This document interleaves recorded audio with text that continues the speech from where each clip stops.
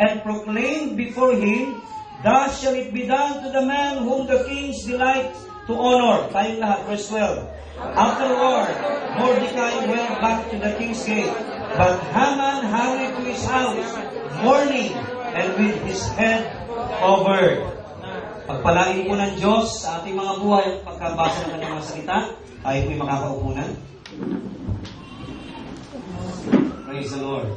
Mga magulang, mga kapatid, sa Panginoon, naranasan na ba natin sa ating buhay na minsan tayo ay nagbigay ng ating puspusang paglilingkod, dibdibang paglilingkod, isang matapat, maayos, at buong pusong paglilingkod, at sa kabila nito, hindi man lang na-appreciate, hindi man lang na-honor yung ating ginawang serbisyo de calibre.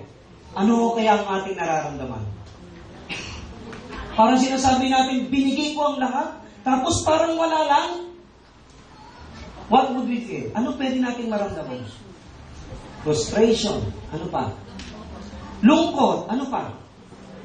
Imagine niyo talagang mind and heart and mind, binigay mo doon sa serbisyong hinihingi sa'yo, and then afterwards, parang wala na.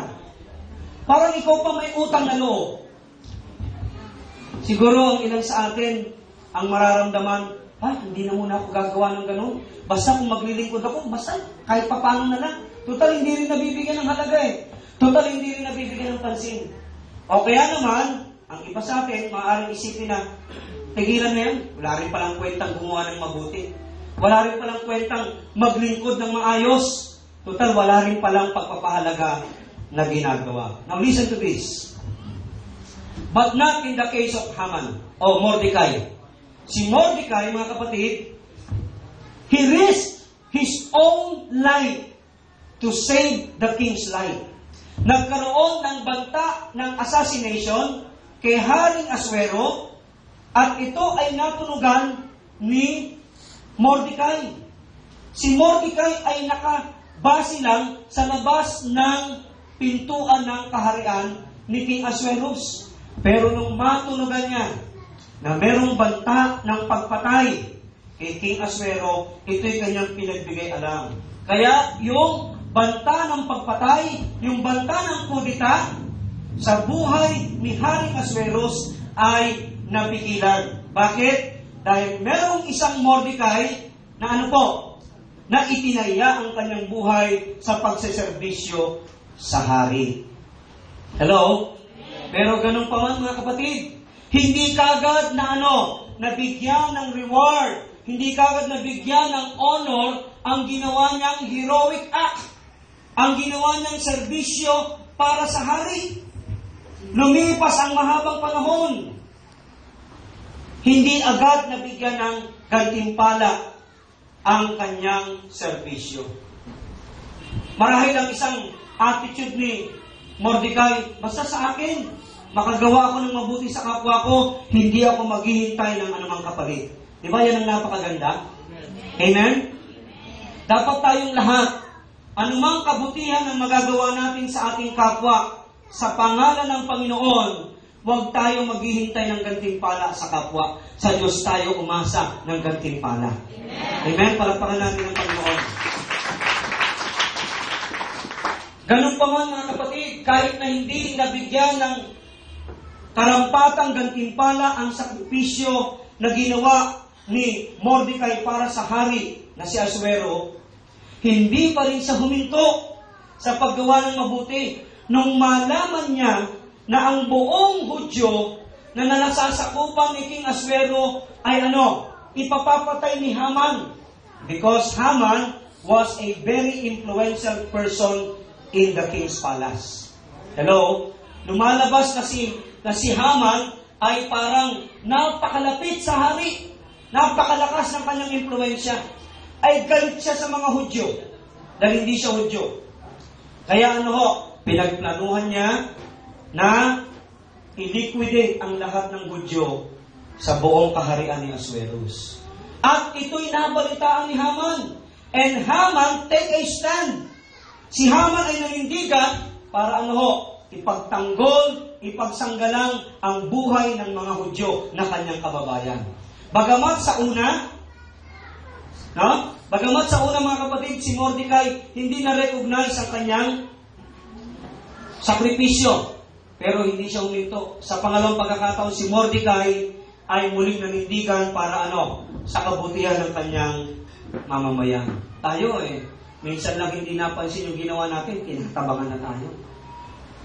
Hello, aminin.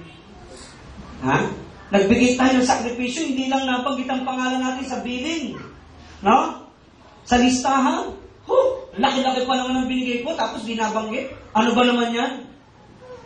Hello? Sabi mo sa katabi mo, sana hindi ka ganon. Na laging naghihintay sa tao ng mga kapalit ng gantimpala ng kanyang mga ginagawang sakripisyo. Mga kapatid, makinig tayo mabuti. Ang aklat ng Esther ay merong tema na tinatawag na the providence of God. Sabihin natin providence. Ang ibig sabihin ng providence ay provide. Ang ibig sabihin ganito, sa bawat pangyayari, bawat tagpo, bawat kaganapan sa kabuuan ng aklat ni Esther, sa anumang mga sitwasyon, laging naroon ng Diyos nagbibigay ng tugon sa mga sitwasyon. That means providence. Na ang ibig sabihin, ang Diyos ay hindi magkukulang, ang Diyos ay hindi magpapabaya. Sabihin mo sa katabi mo, hindi ka pababayaan ng Diyos. Hallelujah. Palakpakan natin ang Panginoon. Hallelujah. Alam niyo ba mga kapatid, sa buong aklat ng Biblia, sa aklat lamang ng Esther, kahit minsan, kahit isang beses, hindi nabanggit ang pangalang Diyos. God's name was not mentioned in this book.